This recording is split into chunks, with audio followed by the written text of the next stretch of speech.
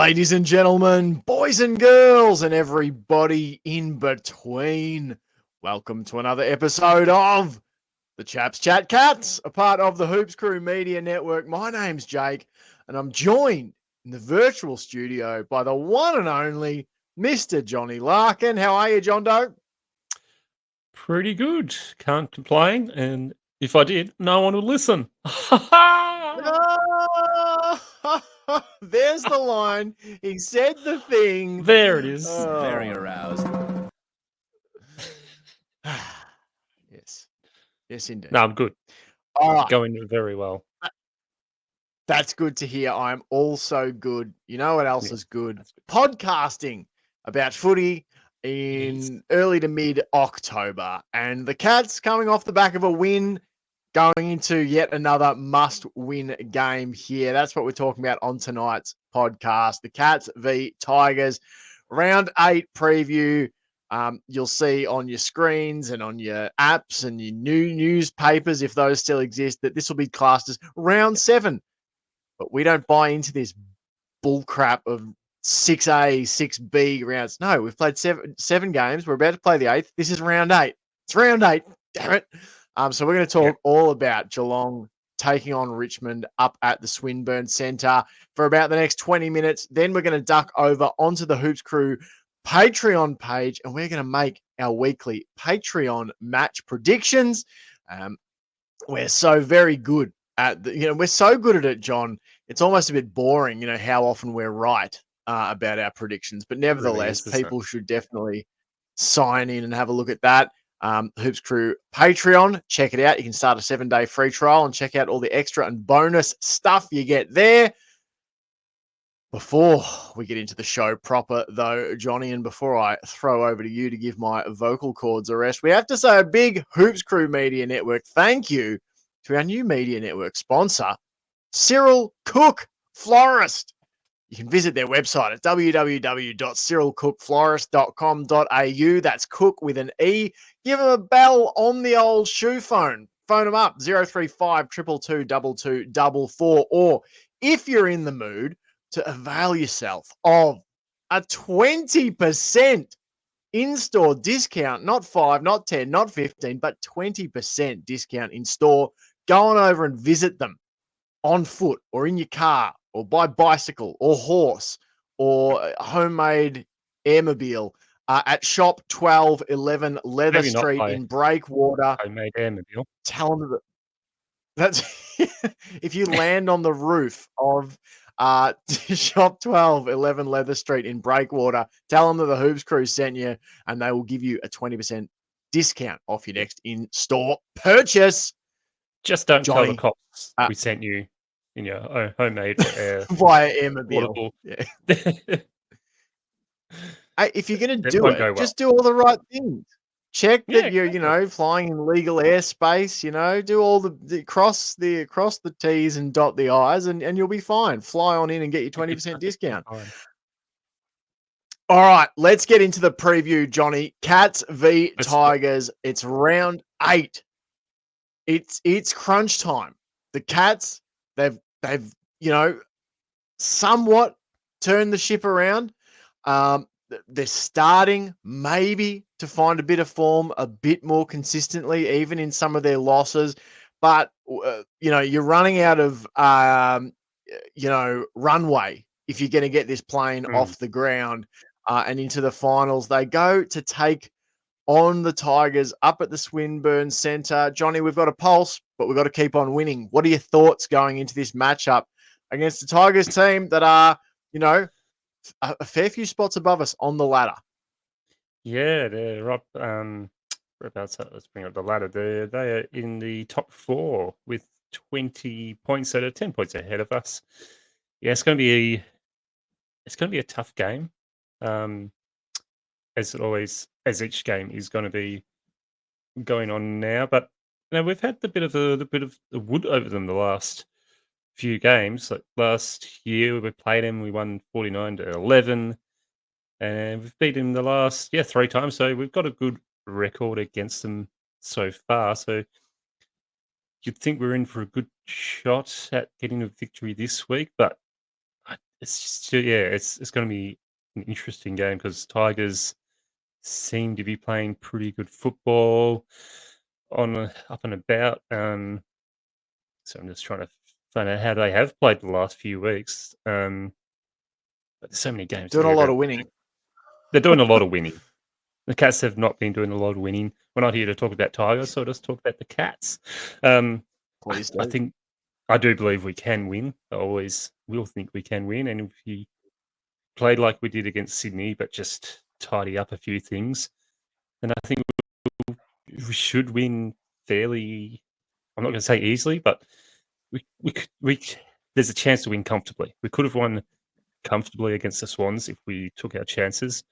And I think if we play similar against the Tigers and take our chances when they're there to be taken and not give them the sniff like we gave Sydney, that small sniff of chance for victory, I think we'll get away with a good win. But we've just got to take these chances because I think we started to play better football. Last week we played really good football for most of the game. There was just moments where, it wasn't the best, but that was our own undoing after not being able to slot the goals, put the scoreboard pressure on, as they say, and just put a bit more domination on them. And I think if we can do that against the Tigers, then I think we're in for a good win.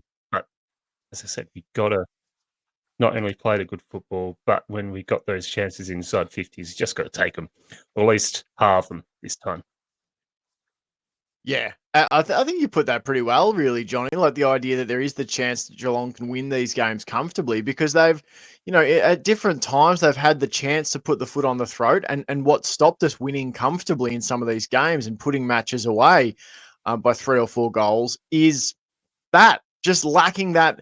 It's not so much the killer instinct; it's the killer execution.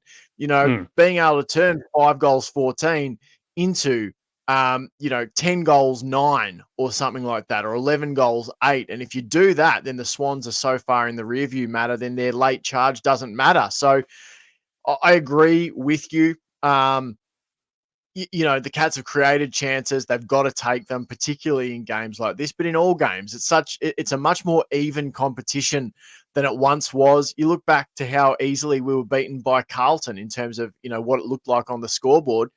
Carlton aren't really going to figure prominently in finals conversations, and yet they beat us. So any given day in the AFLW, it's becoming more and more apparent that if you are not at your best or at your best, but you don't take your chances, you create opportunities, but you don't take them, teams will come back and punish you for it. I was just having a look at the Tigers' form, Johnny. They lost their opening game of the season by 1 point over at, it's our favourite ground, John. It's the most romantically named ground in all of I know. football. Yeah. You know what I'm talking Is it? about. Is it the minerals resource Mineral mining Park. the land Yeah, Mineral of all Resources its Park, John. resources? Most majestically named ground. Yeah, so they It lost by a is. point at Mineral Resources Park. Then they beat the Giants at the Swinburne Centre. They That was smacked just the Swans yeah. up in Sydney. They smacked the Blues. They smacked Port. They lost to North. Then they thumped Collingwood last week. Last week, 5 days ago, 46-10 at the Swinburne Centre. And this is an important couple of games coming up for the Tigers, Johnny, from their perspective.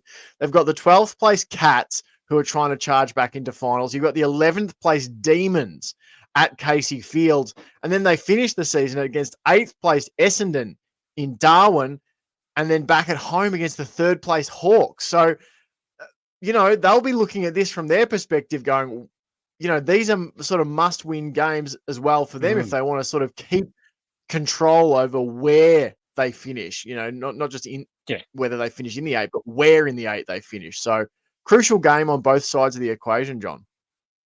it really is. And as I've been saying, like it looks like it's a very slim chance the Cats will make the finals, but teams can fall apart pretty rapidly in the AFLW. It doesn't take much for you to lose a couple, and then you're on the fringes of missing out. And the Cats are still, it's highly unlikely, but we're still only 6 points behind 8th place at the moment. So there's still that Yep. big chance to, if Port, looks like they're going to win tonight over Collingwood, but they could still stumble and give up that lead, or fail in the next few weeks and Cats take their spot. So yeah, there's still that big chance that it's there. We just got to take it. And same as the Tigers, as you were just saying, they're not going to be going out there going, our spot's pretty secure. We don't need to really win this game. They'll probably be looking at going, we've got a team outside the top 8, possible soft kill. Let's go out and get a big win. So I don't think they'll be going out there thinking it's going to be they don't need to win it. They'll be going, we need to win this, and they want to win it big. And I think the Cats, we just got to stop them from thinking like that and take it right up to them and take this game off them. And that's just, I think we don't have to change much the way we're playing. We just really got to take these opportunities, because they do end up shooting yourself in the foot so often. Yeah. No, absolutely. Let's talk about some team selection, Johnny, because unlike usual, we're actually recording this on an evening and at a time where we actually have the teams already. So there's a couple of changes. We've got Shelley Scott out, listed as illness. We have why have I forgotten the second out? Kate Kenny out injured, and coming in, Kate Sermon returns. Presumably after being a part of the old concussion protocols after the Tamara Smith bump. And Gabby Featherston also returns to the lineup, Johnny. So you lose, Kate Kenny, who has been, developing nicely, I thought.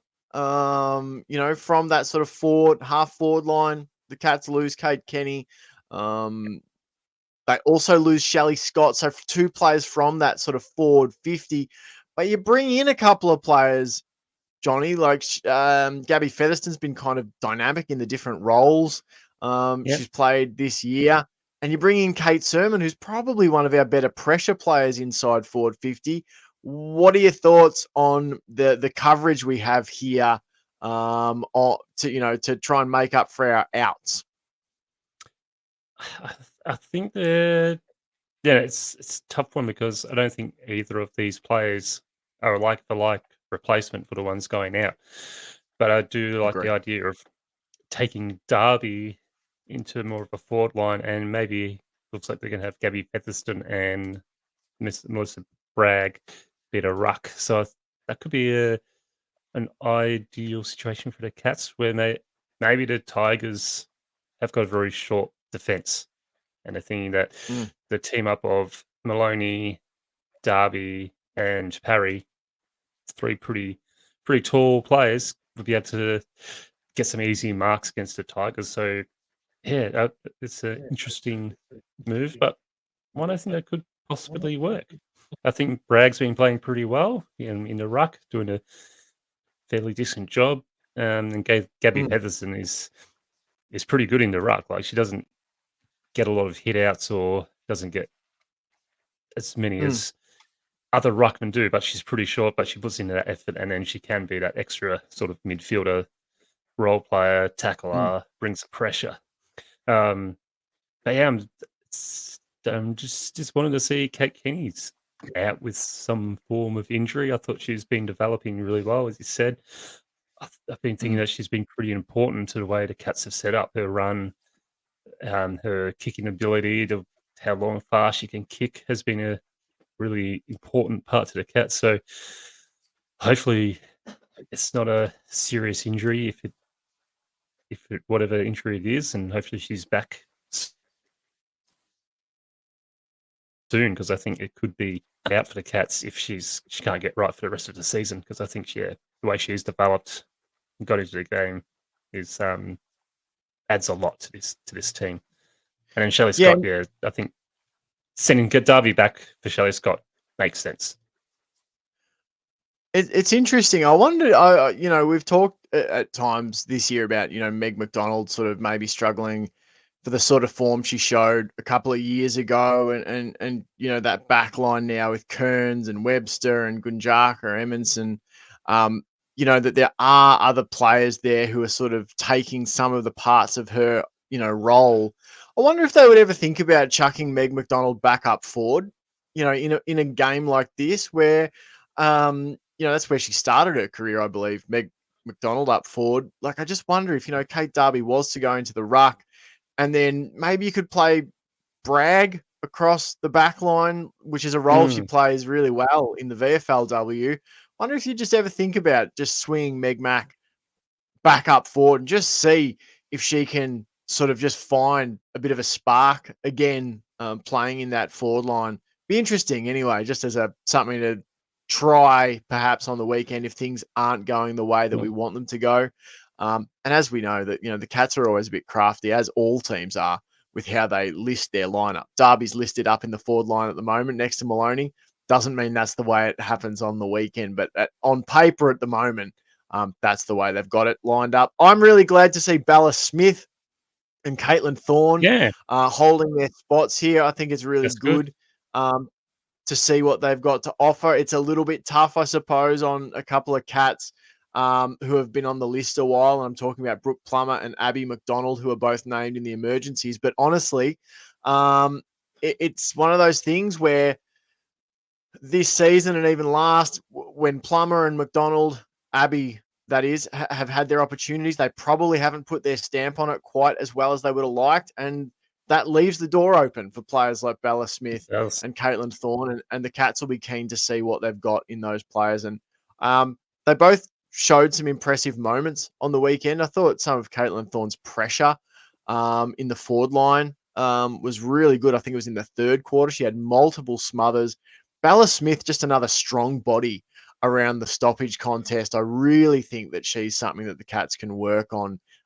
So yeah, no, yeah, the selection one's an interesting one. I'm with you. I'm really quite bummed out that Kate Kenny doesn't get to sort of roll on, but hopefully it's just a 1 week thing and she can come back for the last 3 games, finish the season out strong, and best case scenario, you sneak in the back door of the finals and have a crack. But yeah, let's talk exactly. about what we want to see from this game, Johnny. Do you Yep, have something off the top of your head that's a real I thing do. that you want to see? But I've said it a few times tonight, and that's just I want to see us take our opportunities. I think that's the what main one that comes to my mind, and one I think that will be in the back of their mind the most as well. Just we get all these opportunities inside 50, and against the Swans was a pretty stark one where was it 5 goals, 14. We could have had it done and dust by three-quarter time this game if we'd just been more accurate.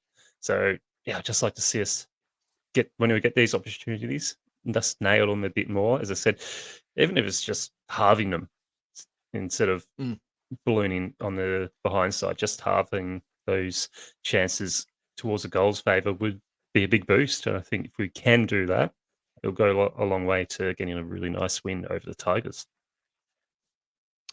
I love that, Johnny. I would like to see. I would like to just see a really confident game from our backline structure down back, particularly defending the ball coming in via the air. I think that was once upon a time a real strength of our team.